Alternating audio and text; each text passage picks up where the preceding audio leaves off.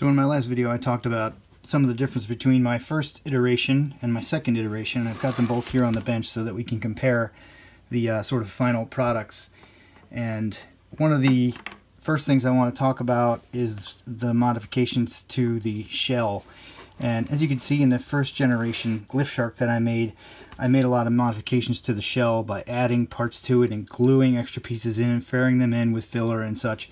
And on this one I didn't want to do any of that, so I've made a few compromises in order to make that happen. One of the things I've done here is I've just used a piece of plastic that I've sort of bent and inserted to fill in the gap where the hole has to be cut to the bottom of the shell in order to fit the frame of the Avegant Glyph optics. But in the end, it doesn't really look bad, and in fact, if I want to make changes further in the future, it makes it a little bit easier to do so. But as you can see in the completed version 2 product here, I've got the features that I was describing in the previous video, including the standard battery with the standard plug, and that allows you to use this battery or any other battery if you want to. Some people have pointed out, hey, you can just put a battery in your pocket and have a longer wire and plug it in that way, and you can have as much capacity as you want. I think some people are doing that these days, and sure, I could do that. But I've got the battery voltage indicator here, which is what I was after, so I can check it at a glance, and I've got the fan functionality as it was on the original goggles. So I covered up the switch holes here that I'm not using, but as you can see on this one, I've maintained the low profile of the original Fatshark goggle, whereas in the first generation model, I had to, if you can see, I had to add a bunch of height to that, and then I had to create my own new fan assembly, which had to stick up higher, and the sliders were on top because that's where the Avegant stock sliders are. But in the new model, I kept the original Fatshark sliders, and I created little linkages, as I showed in my previous video, to allow that IPD adjustment to actually move the Avegant Glyph optics. Whereas in the first one, I just kept the entire Glyph optics housing and the stock sliders.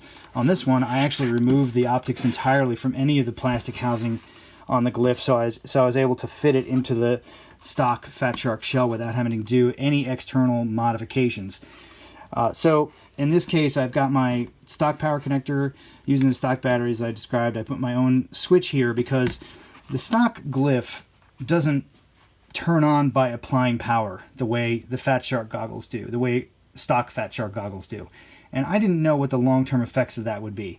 So my plan is to leave this connector plugged in all the time because that's how the stock Glyph is. And then my first generation model, I have the stock Glyph battery here, and it is hardwired into the Glyph the way it was from the factory. The Avegant Glyph factory, that is. So power is never disconnected from the Glyph electronics.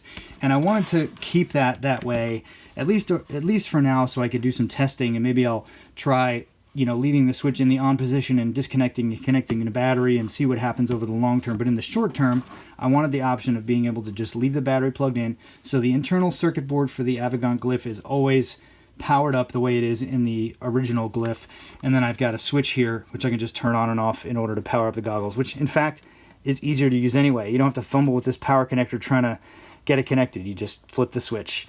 The fan plugs in as normal and the fan runs as normal. This is the V2 faceplate, which has the vinyl covered foam, and you can see they've changed the way the air flows into the eye cups a little bit. It's not huge, but they made it a little bit more directional, whereas before the air could start flowing away from the fan assembly pretty much right at that point, whereas here it's ducting it a little bit more all the way down into the eye cup area. As you can see, the IPD sliders on the bottom now move the Glyph optics in and out as you'd expect, and so I'm really happy with the way this turned out. It was actually less work than the first one because I didn't have to make all the modifications to the case. I got my cute little flight test strap. I tried that one because it's got this extra loop to help hold in the battery. I'm not really sure that's needed with the stock battery since it stays in there pretty well, but it's pretty neat. And so this is it. I mean, I've got basically Fatshark goggles, which I still think are the most comfortable and the most immersive due to the sort of pretty good blockage of light. And now I've got a set of Fatshark goggles that accept 720p input and have 720p imagery. Oh, and by the way, full-size HDMI input. So now we don't have to worry about the HDMI getting jiggled a little bit and losing signal. I know that happens with some folks that are using ProSight. But the Fatshark standard the Dominator style goggles have a mini HDMI input here, which is an improvement, I think, over the micro HDMI that the Glyph uses. I mean, the micro is great because it's super tiny, but some people have noticed that if you jiggle this thing a little bit, you can have blackouts, which is not good. So I went with a full-size HDMI here. I showed you some detail of that in the previous video, so check that out. And it allows the most robust connection here that you're going to get. And if I wanted to, I could take the HDMI cable and sort of let it run out from here, and then some folks have tethered it to the strap as well if they feel like it's not secure enough. I don't think I'm going to need to do that with the full-size HDMI because it's pretty robust. But I think I've got sort of the best of both worlds here, the comfort fit of the Fatshark goggles and the 720p absolutely clear screens of the Avegant Glyph. So stay tuned for whatever my next project is. Thanks for watching.